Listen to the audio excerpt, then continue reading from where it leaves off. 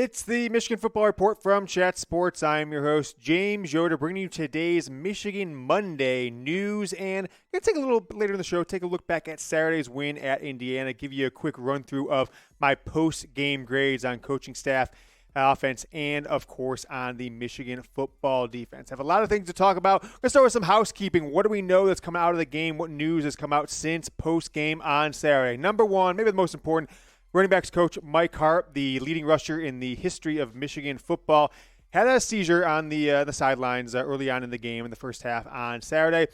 In stable condition, was taken to a Bloomington hospital, then returned to Ann Arbor, is going to step away from the team for some period of time. I don't want to speculate on it just yet. Jim Harbaugh was incredibly vague in his press conference today.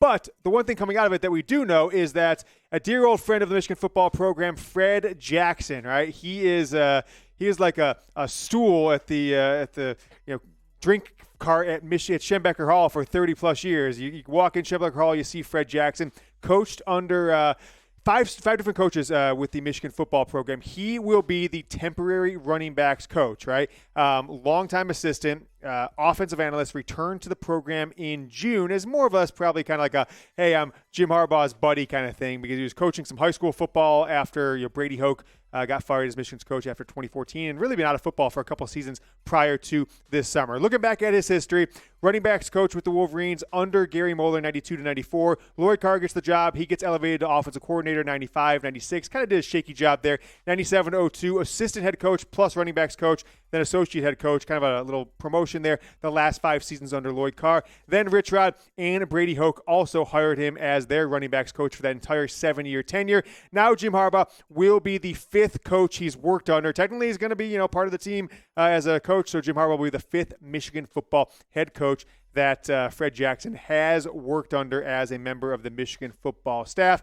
Rejoined the program just, 3 months ago. Now has kind of been elevated, at least temporarily, while Mike Hart's out to the Michigan running backs coach. Comment, hey, Fred, to show some love. I was really disappointed when Jim Harbaugh didn't keep Fred Jackson on as running backs coach in 2015. Look, the guy has coached Mike Hart. He coached Chris Perry. He coached Anthony Thomas. He coached Tyrone Wheatley. The greatest running backs in Michigan football history, if you kind of take the top 6 or 7 of them, 5 have been coached by Fred Jackson. So I think Michigan is doing the right thing by making him the temporary coach. And I think the running backs won't skip a beat, really, with Mike Hart out, as long as a guy like Fred Jackson is in there as the running backs coach. Roman Wilson missed the game. If you would have saw the show last week, I think Wednesday or Thursday, we said he had a concussion, wouldn't be in the game. I always love how these beat reporters announce on Saturday morning when it's officially announced by the program that it didn't make the trip. Okay, we knew it about 3 days ago, but is expected to practice this entire week. We'll know more in the coming days, right? I'm not getting minute by minute updates on Roman Wilson yet, but the expectation coming out of Saturday was he will practice all week, and if things go well in practice and doesn't have any issues with the concussion and everything that he had in the game against Iowa, that he will be available to play. Now, we've been burned by that in the past. Donovan Edwards available to play, then in street clothes. Roman Wilson, as long as he is not injured further, he will be available to play against Penn State. We are closing in on 22,000 strong here on the Michigan Football Report on YouTube. Almost 22,000 subscribers. Just think, folks, we started this channel 3 years ago. We had 0 subscribers. Join if you haven't. Be part of 22,000 strong. We just need 360 more subscribers to get to that big next milestone. It's youtube.com/Michigan TV. Make sure you subscribe. You're watching. Hell, if you're a Penn State fan, get the hell out of here. Michigan fan, hit that subscribe button. Trente Jones left the game on Saturday against Indiana with a high ankle sprain. Jim Harbaugh said it's like, what in postgame, one of those things that you have a high ankle sprain. So look at it in the past, right? Michigan's had quite a few offensive linemen hurt this season so far. High ankle sprain typically has meant you're out 2 to 4 weeks. So I don't expect Trente Jones to be on the sideline this week against Penn State. Hope I'm wrong. I'm just kind of reading the tea leaves here that high ankle sprain means 2 to 4 weeks. So you might not get him back till after the Michigan State game unless he heals up quicker than expected. All right, we are going to talk Michigan football grades at Indiana. Folks, I'm going to dive into everything in and around this program coming out of that 31-10 victory over the Indiana Hoosiers. And it all starts with head coach Jim Harbaugh. I'm giving Jim Harbaugh a B+. My instant gut reaction grade said I should have given like a B minus for this one, given that it was 10-10 at halftime. But upon a little bit of reflection, I thought, they had a coach, running backs coach, big part of the offense. Your run game coordinator, Mike Hart, go down, had to be taken off the field medically, and the team was sluggish after that. But went in at halftime, probably gave a great win one for the Mikey, win one for the Hart speech, and came out. Michigan dominated the second half. Give me your grade for Jim Harbaugh. I gave him a B plus, right? Yeah. Give me your grade for Harbaugh. A, B, C, D, or F. Tossing some pluses, tossing some minuses, whatever you guys want to do. Let me know how you think Jim Harbaugh did against Indiana. The maze out of this season is coming up on Saturday. Michigan, Penn State, big noon kickoff from Michigan Stadium. The hoodie, you guys have bought so many of the hoodies we were telling you about a couple weeks back. They're sold out, but there's another hoodie that's on sale. Now, the sale says today only, Monday. It's going to expire tonight. So if it does expire, act fast. But sometimes they let these sales go on a day or two. But nevertheless, it's only $33.74. The link to get it, chatsports.com/Maze hoodie. Make sure you pay a good price. And if you pay like $10 for shipping, you'll get it in time for Saturday's game. Chatsports.com/Maze hoodie. Get one of these bad boys. Wear it to the bar, wear it to your friend's house, wear it at home, or wear it to the Michigan football game on Saturday. The Maze Out link is down in the comments and at the end of the first paragraph of today's description. I almost said Mike Hart. Sharon Moore and Matt Weiss. I'm losing my train of thought here for a second. Get a B minus for the grade on Saturday. Why do I give them a B minus? I think there's two real reasons that they didn't grade higher in this game. One, the offense, in my opinion, stunk in the first half. The offensive creativity, the play calling, everything they had going on really stunk in the first half. Now, probably a higher grade in the second half. So I would have given them like a D in the first half, maybe like a B plus or something like that, A minus in the second half, especially with J.J. McCarthy throwing for those 3 touchdowns and Michigan scoring 21 points to 0 for Indiana. Now, the one thing I want to see better out of this offensive coaching staff is two things. Well, I said one thing, and then there's two things. Two things I want to see. One, better play calling in the red zone. It's frankly been rather rudimentary. Number two, though, I want to see better play calling on third and medium, 3rd and 4, 3rd and 5, 3rd and 6, 3rd and 7. I think it's been a real struggle point for Michigan so far this season. Jesse Minter gets an A minus. He's another one. Had a tougher first half. Indiana threw for over 200 yards in the first half, around 200 yards against Michigan in that opening couple quarters. But then they barely moved the ball at all. I think it was 29 yards after halftime in a shutout effort from Michigan's defense.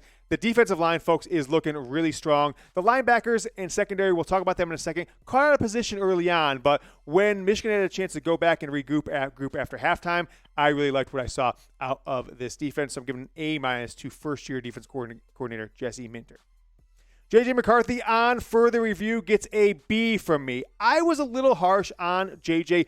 during the game, even on Sunday and Saturday show, before I really had a chance early this morning to go back and watch the Big 10 and 16, really see everything, take another kind of glance at the stats, and really understand, okay, he didn't necessarily throw very well downfield, which I think is still a struggle. 28 of 36, 3 touchdowns, 1 interception. That's about a B plus performance. Places they struggle right now are clearly inside the red zone. On third down, I didn't think Michigan did very good. But his stats against Indiana, as I mentioned, 304 yards, first 300-yard game that he has had as a Michigan Wolverine player, his 5th start. One stat I didn't want to point out here really quick if you stay with me. There we go. J.J. McCarthy, one of his he is now top 10. I wanted to look at this one stat. If I get a chance, he is now that performance, 28 completions, tied for 9th all-time most completions in a Michigan football game, grabbing that stat on the fly here, so thanks for bearing with us. 304 yards, 3 touchdowns, and his first interception of the year. Give me one word to describe J.J. McCarthy's play at mid-season so far. I would say good. It's been good play. That's my one word to describe J.J. McCarthy's play. I don't know if I'd say great yet. But let me know what you guys think. Go down in the comments. Give me a one word to describe J.J. McCarthy's play so far through 5 starts, 6 games in the 2022 season. Running backs for me get a B, right? Blake Corum, another 100-yard day and a touchdown. He had 124 yards on, 25 carries. I thought, other than that, there was really no other running backs that did anything. Donovan Edwards, very little. And the running game really relied on that 150-yard run that he had early on. After that, didn't do a ton. Wide receivers get a B minus from me on the day. A couple things to note here. Cornelius Johnson dropped a huge pass in the third quarter. Michigan ended up scoring on that drive. He was actually the one who scored it, but it could have been a 96-yard touchdown pass. Took his eyes off the ball. And the Michigan offensive game plan, the wide receivers, they're not getting open downfield. In the moment, it's always tough to tell what routes guys are running and where we're supposed to go there. But if you go back and you just kind of stare at wide receivers, go back and watch the game. If you have Big Ten Network, go watch the Big Ten 60 and just pick a receiver. Pick Ronnie Bell. Pick the guy who doesn't get the ball on passing downs and see what they're doing. They're rarely getting open. And it seems to me that the offensive game plan so far for J.J. McCarthy outside of the Hawaii game has been look deep.